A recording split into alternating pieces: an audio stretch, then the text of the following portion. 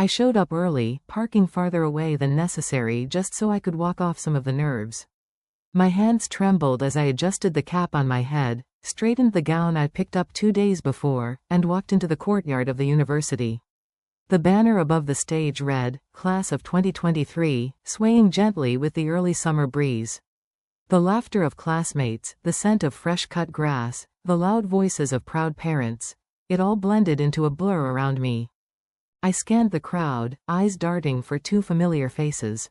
They promised they'd come. They said it like it was an obligation, not a celebration.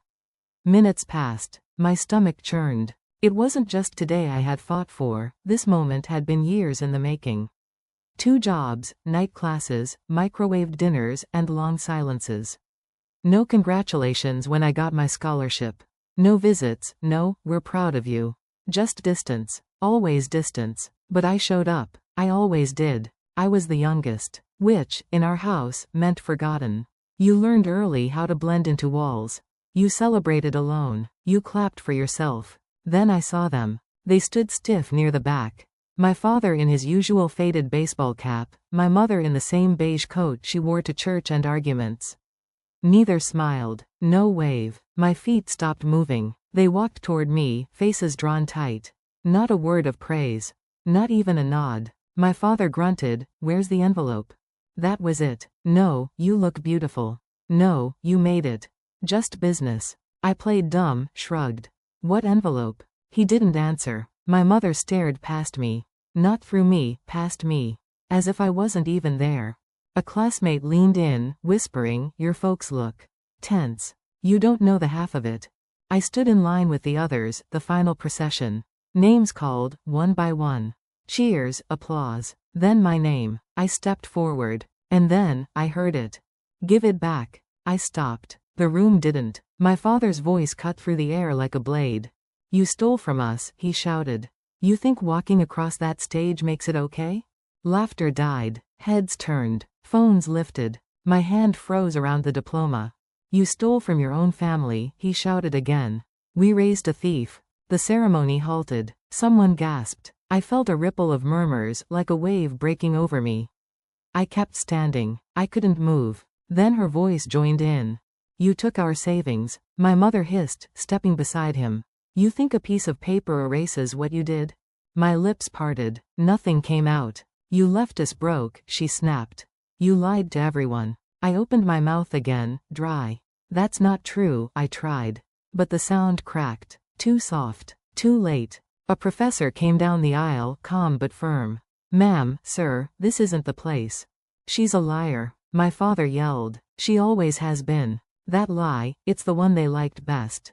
It fit their story. Easier than the truth. Phones were out. Recording. My classmates stared like I was some kind of case study. The diploma slipped from my fingers, fell to the grass. I walked. Fast. Didn't know where. Past the crowd, past the gates, behind the back of the gym building. Collapsed against the wall, heart caving in. I cried. No, not cried, collapsed. Shoulders shaking, teeth clenched. Couldn't breathe right. Couldn't see. It wasn't just today. It was every accusation I couldn't fight. Every punishment I didn't deserve. The times I took the blame because it was safer than shouting. I pulled out my phone, thumbed a message with shaking hands. They did it. In front of everyone. The screen blurred. The diploma was still in my hands. Or maybe I had picked it back up without thinking. It didn't matter. It meant nothing now. A voice beside me. "Don't let them rewrite your story." I looked up. One of my professors. Not pitying, just steady. I nodded. Didn't trust my voice. Just held the diploma tighter. Later, as the sun dropped low, I sat alone on a wooden bench near the back of campus. My gown wrinkled from sitting too long. My makeup a mess I no longer cared about. I whispered to no one, "They won't do this to me again." This wasn't about revenge. This was about seeing them clearly, finally. They wanted me small, ashamed, easier to blame than to admit what they were. But I wasn't 16 anymore. I wasn't silent. I wasn't theirs to crush. I picked up that diploma. Not because I felt proud, but because I'd need it.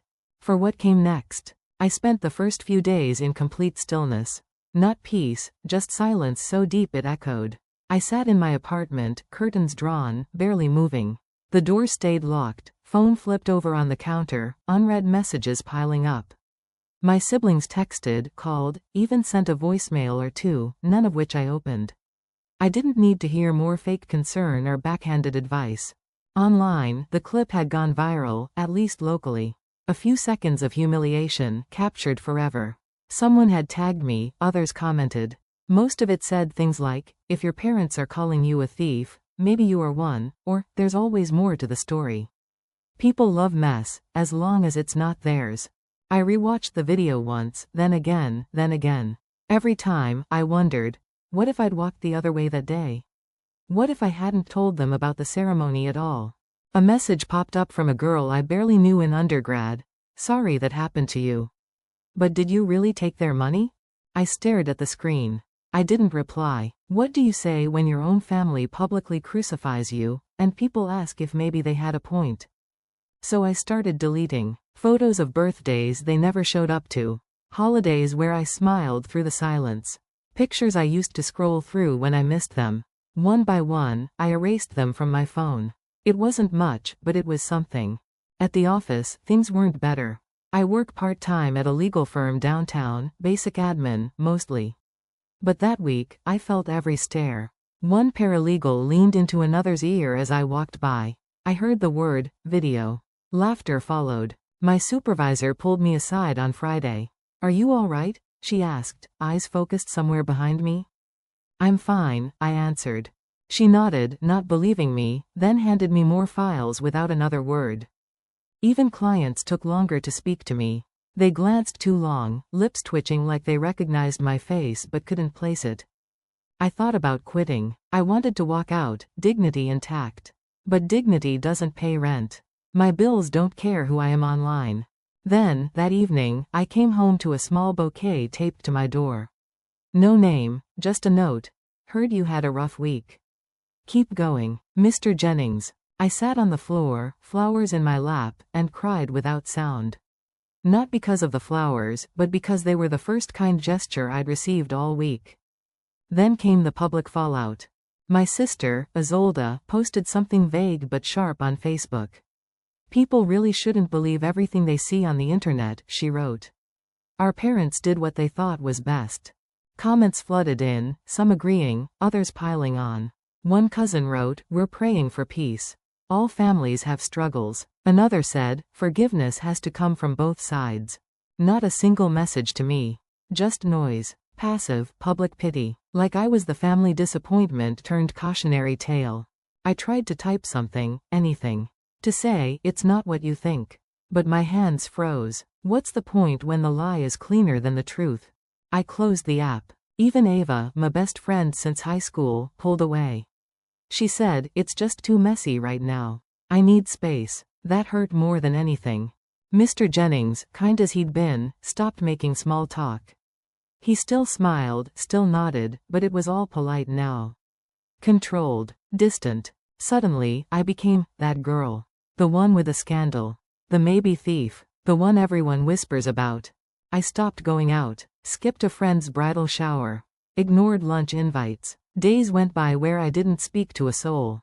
But in that silence something began to shift. Late one night, I pulled out a shoebox from the closet. Inside were letters, handwritten notes from my grandfather. He'd passed when I was 16. The only one who ever really saw me. In one letter, he'd written, your silence is powerful. But your voice is divine. I read that line again. Whispered it like a prayer. I started writing. Not social media posts, not angry replies, just truth.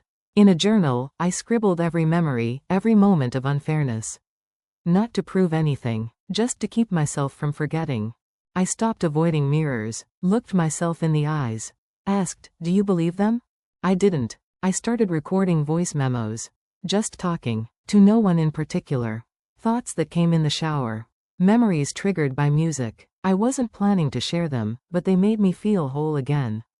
The silence wasn't healing, but it was honest. And in that honesty, I found a different kind of strength. Then, one morning, I checked the mail. A letter from the university. Due to complaints filed against you, your diploma is under administrative review. I stood frozen. My hands trembled as I read it again. They were still coming for me. I dropped the envelope on the counter. Then I said it aloud, calm and clear, enough. A full month has passed since I received that chilling letter from the university. I'm still walking into my office at the downtown Dallas firm, pretending everything's normal. But I don't feel normal.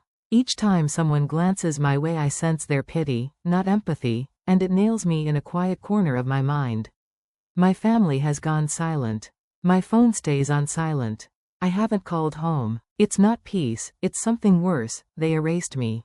Late one Thursday afternoon, a small ping. New email. Subject: you should see what they kept from you. My heart hesitated. Another trap? But curiosity won. I opened it in the car before work. The attachment was a scanned letter, the ink faded, written in my grandfather's hand. To my granddaughter, Venice Hawthorne, for her education and independence. Addressed to my parents. Never delivered to me. My stomach clenched. All those years, the thief, accusation, the blame, they might have been built on a lie. I pulled over, printed it at a nearby kiosk with shaking hands, old flame of anger ignited. They blamed me to hide their wrongdoing. The next morning I walked into the family law firm across town. I asked for the file on my grandfather's estate. The secretary hesitated. You're listed here, she said, though the file note, parents said she moved away. The sealed folder in my lap felt heavy when I opened it in the car. My name appeared, then someone had stamped a big red X and replaced me with my sister, Isolde Quinn. My breath hitched. I felt like I'd just rushed into the trap but discovered the hunter's rifle pointed back. I took photos, gathered pages, filed them away somewhere inside me. Digging deeper, I uncovered bank records. Transfers, numbers, my name listed, then another version, altered, with my mother's handwriting forging my name replaced by hers. My pace around the apartment grew frantic. The object in my mind wasn't revenge, it was proof this time. I would build evidence. I would not plead innocence. I would wrap truth around my shoulders like armor. Later that night I found myself in the living room, the old shoebox of letters my grandfather kept remaining beside the couch for years. I pulled out a letter I once read at 16. Your silence is powerful, but your voice is divine. Words I whispered now, not quietly fearful, but slowly, resolute. I recorded a voice memo. I admitted my fear, my shame, my plan. I put it away for me only. But it saved me. And then it arrived. A text from Isolde. You shouldn't have gone digging, Venice. You don't know what you're starting. My phone buzzed again. Unknown number. Delete what you found. I closed the blinds. My heartbeat steadied. For the first time, the world outside didn't scare me. I whispered, oh, I know exactly what I'm starting. 2 years. That's how long it had been since I buried the last memory of them, packed up my life in Dallas, and started over here in Charleston. Now I was standing in the marble foyer of Hawthorne Interiors, my company, my name on the door, and I caught a glimpse of 2 figures by the reception desk. Cressida Vale, Alaric Merrick, my parents. They looked smaller than I remembered. Out of place. My mother clutched a leather handbag like it held something fragile. My father's shoulders slouched under a tan blazer 2 sizes too big. Beside them sat 2 carry-on suitcases. They hadn't called. No warning. Just showed up like this was still their world. I didn't stop walking. I passed them without breaking stride, nodding politely to the receptionist. But my fingers curled in my pockets. I could feel years of unresolved weight bubbling beneath the surface. Venice, my father called behind me. His voice hadn't aged. Still low. Still rehearsed. I turned slowly. You're standing in my building, I said. My mother cleared her throat. We came to see you. Just for a visit. I smiled with none of the warmth they expected. Strange. You didn't visit when the university threatened to revoke my diploma. Or when I had no place to stay. But now, here you are. He blinked. We didn't know. And your father's not well. We thought maybe I could be useful now? I finished for them. Silence. My mother looked down at the marble floor. My father shifted his weight like a man with something rehearsed but too late to say. I turned back toward the elevators. Enjoy the city. The weather's mild this time of year. Behind me, I heard the receptionist's voice, cheerful and professional. Mr. Merrick, right? Are you the head of Vale and Merrick? No, he replied, hesitating. I'm here as her guest. I didn't need to look. I knew what his face looked like. That split second when the old narrative doesn't hold anymore. Later that afternoon, my assistant let them upstairs. Against my better judgment, I allowed it, curiosity or strategy, I wasn't sure. They walked into my office slowly, as if it were holy ground. My mother was holding something wrapped in tissue paper. We brought this, she said. She unwrapped it, an old family portrait, taken before things went dark. Our family on the front lawn in Dallas. I was maybe 9. We thought it belonged here. I stared at it for a long time. Then took it, hung it behind my desk. And beneath it, I placed a brass plaque from the storage cabinet. Property of Hawthorne Holdings. My father didn't say a word. My mother kept her arms folded and her eyes on the window. They tried to bring a memory. I turned it into a boundary. That evening, I stood by the tall windows, watching Charleston's harbor flicker in the fading light. The streets were alive. Boats came and went like clockwork. I thought of something Maya Angelou once said, acknowledge the past, but don't live there. I whispered it under my breath. I opened my laptop, drafted an email with a tone as clean as white tile. Dear Cressida and Alaric, thank you for stopping by today. We acknowledge your visit and will schedule a time for formal discussion next week. Kindly, Venice Hawthorne. I hit send. I didn't cry. I didn't shout. I didn't feel empty either. I just felt still. For the first time, they'd shown up, thinking I'd welcome them back into a life they no longer had a stake in. But I wasn't the same girl whose name got crossed out of a will. I wasn't the frightened graduate with a shaking diploma in her hand. I was the CEO now. I whispered to myself, you may have returned. But you don't get to rewrite my story. The boardroom was quiet except for the sound of papers shuffling and pens clicking. Late afternoon sunlight spilled through the windows, turning the harbor outside into liquid gold. I stood at the head of the table, surrounded by people who had once doubted me, and I wasn't here to win them over. I was here to reveal the truth. In front of me lay a folder thick with evidence. My grandfather's original will, bank statements, cancelled checks, a notarized copy of the last unedited version of his estate instructions. All lined up in careful sequence. I'd spent nights building this case, pulling together the same threads they thought I'd forgotten. 2 jobs, sleepless weekends, and late hours no one saw but me. Behind the glass walls, I saw a shadow move, my mother's figure, watching from the lobby. She didn't enter, just hovered like she used to outside my childhood bedroom when she had something to say but couldn't find the courage. Only this time, I didn't flinch. I turned back to the board. We begin tomorrow, I told them. This isn't just personal, it's legacy. The next morning, I stood in front of the room again. No slides, no flashy presentation, just one packet for each attendee. The cover read, In Memoriam, Hawthorne Legacy Documents. I handed them out one by one. My voice didn't rise. It didn't need to. Many of you have asked why I sit in this chair. Why me and not someone else? Today, I'm answering that. Not with emotion, with fact. I placed the original will on the table and slid it forward. Names typed cleanly. One stood out, mine. Beside it, the line for Isolde Merrick was blank. I didn't need to say more. The boardroom stilled. My father's mouth opened, then closed. My mother's jaw tightened. Across the table, one senior partner leaned forward. How long has this been hidden? I looked directly at him. Long enough. But truth doesn't expire. Then I unfolded a side-by-side comparison.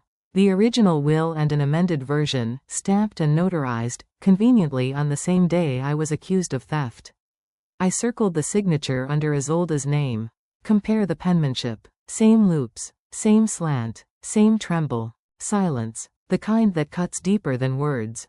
Forgery, I said, not shouting, just naming what they tried to bury. My sister stood slowly. How did you get this? Because I stopped letting you people write my story. The legal advisor shifted in her seat. This isn't a family issue anymore. This could be federal. My father removed his glasses. Rubbed his eyes like it might all go away. My mother whispered something under her breath, too soft to catch. I stepped back and watched the shift ripple through the room. Faces that once looked at me like I was just the daughter, now watching me like a leader. The legal team nodded to each other. One executive leaned in. We recommend pausing all transfers and access to inherited stock until this is investigated. Isolde turned toward me, her voice cracking. You should have told us. I met her eyes. I did. You didn't listen. You just blamed. The chairman leaned forward, folding his hands. Ms. Hawthorne, your restraint and clarity today show true leadership. The board recognizes your authority going forward. I nodded once. No smile. No relief yet. We'll be forming an independent oversight committee effective immediately, I said. No one related to me by blood will be involved in family assets until further notice. The meeting adjourned. People filed out. Some patted my shoulder. Some avoided my gaze. I stayed behind. I picked up the framed photo my mother had left in my office weeks ago, the old family portrait. I studied it for a moment, then walked it over to the storage closet and set it face down inside. In its place, I put up a new photo, me and my team, laughing, hands raised after closing our first major contract 2 years ago. That was the real family that built this. I stepped out onto the balcony. The harbor wind was cool, brushing against my cheek. I called my mentor. It's done, I said. She replied without missing a beat. Welcome to your power. I ended the call and stood in silence, watching the water. They tried to erase me from the will. But today, I rewrote everything. It was after the boardroom lights dimmed and the staff cleared out. I slipped back into my office, silence folding around me like a familiar coat. The city lights of Charleston danced beyond glass walls, calm, steady. I sank into my chair and opened an old photo album. There he was, my grandfather, full of hope, standing beside me when I held that linen handkerchief. I traced his face with my finger and remembered how I believed silence protected me. His words came back. Your silence is powerful, but your voice is divine. They weren't just comforting then, they were prophecy. Tonight I would close one chapter and begin another. I typed a short letter, subject line, effective immediately, and saved it. I leaned back, the harbor wind brushing my thoughts. I realized I was done hiding. When I called them into the boardroom that evening, I could feel the shift. My mother and father sat across the table. I placed a thick envelope in front of them. The memo line read, "Return of illicit funds, no further claims." "This is your last check," I said quietly. The words carried weight. My mother's face tightened. My father scanned the memo, mouth open then closed. "You said I stole from you," I said to them both. "Here is what you never admitted." The envelope remained still between us, a silent gauntlet. They sat frozen while I steered the room's momentum back toward me. My voice stayed calm. Sign it and relinquish your ghost role, or cash it and move on. Their hesitation didn't surprise me. They'd made their choice long ago. That night, another knock. My sister, Isolde, stormed into the room. Her face was red, tears glistening. "You just want revenge," she shrieked. She pointed to the old family portrait behind my desk, the one I had once displayed with pride, but now I stood in front of it and gaze held steady. "We're your family. You owe us," she yelled. I stood silent for a moment, letting her fury fill the space. Then I spoke. "Family doesn't give enforceable liens on your goodness." Her shoulders sagged. I watched her figure shrink through the windows. The boardroom felt different after that, real. I wasn't the scared young woman anymore. I was the one they watched.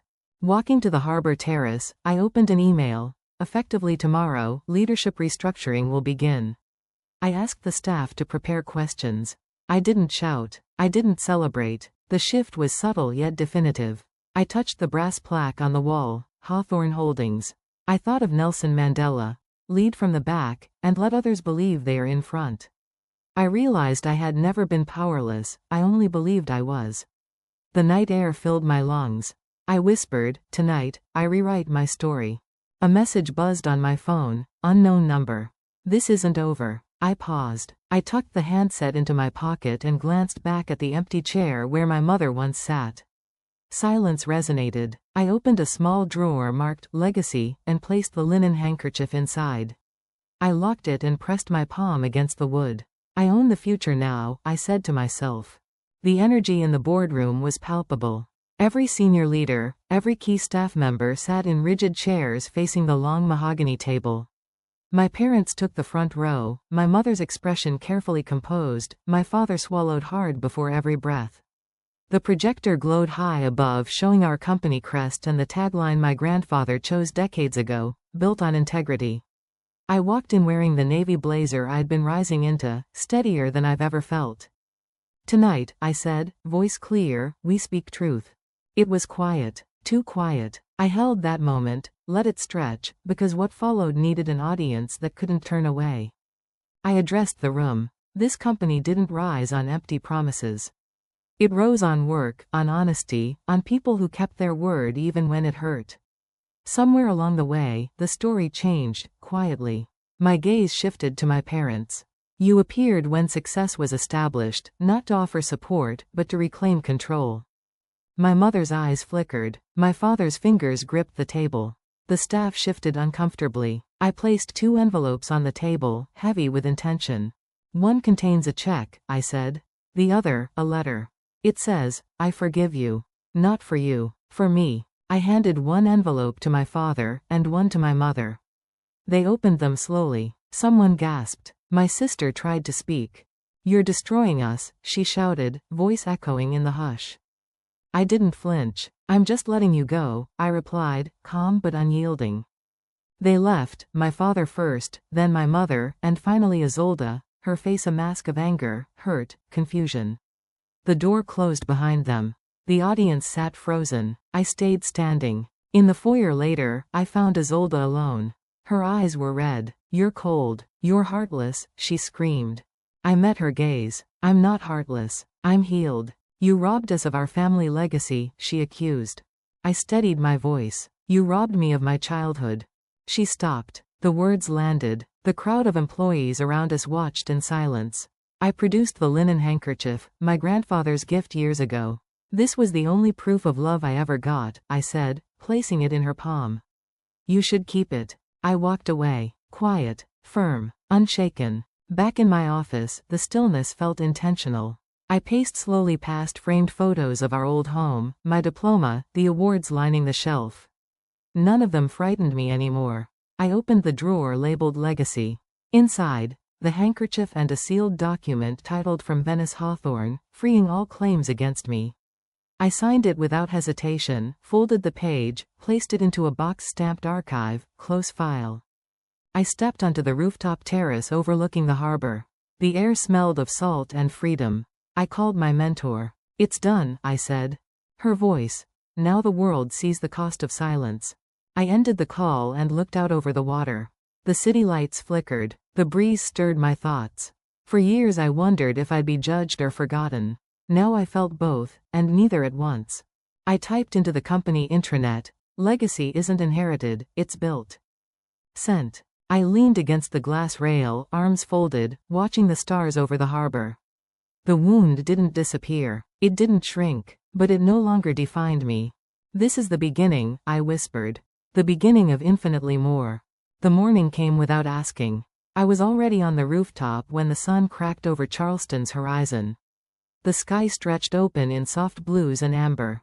The harbor below looked nothing like the battlefield of yesterday. It was calm, like nothing had ever happened. I stood with my grandfather's linen handkerchief folded neatly in my coat pocket. It didn't carry grief anymore. It carried truth. And weight. Not the kind that breaks you, but the kind that makes you stand taller. I looked out past the rail, breathing deep. I remembered the sting of graduation. The silence of my parents. The years of playing small so I wouldn't seem like a threat. But I stopped playing. For the first time, I wasn't chasing anything. I was here. I'd built this. I sent a message to my mentor. "Today we launch the foundation." In the archive room, the fluorescent lights buzzed low.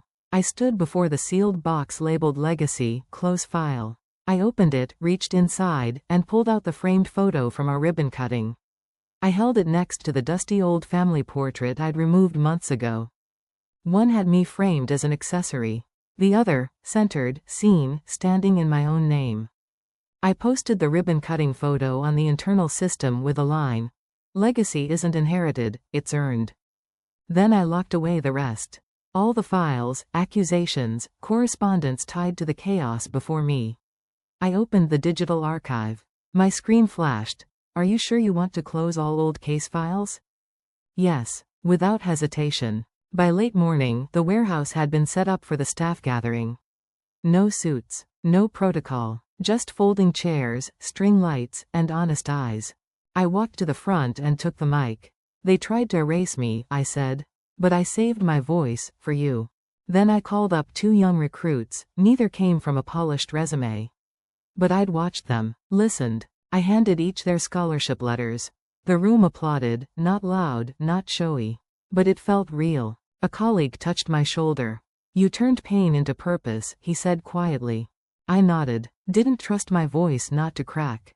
I scanned the room, faces lit by warmth, not politics. I thought, this is what legacy looks like. Walking back through the building, I traced my hand along the walls. This place used to hold my family's name. Now it held mine. I stopped by the brass plaque, Hawthorne Holdings, founded 2021. I remembered that first day, years ago, when my parents didn't recognize me at reception. Not even a second glance. I whispered, I changed the story they tried to write for me. I reached into my coat, pulled out the linen handkerchief, and slid it into the back of my grandfather's old drawer.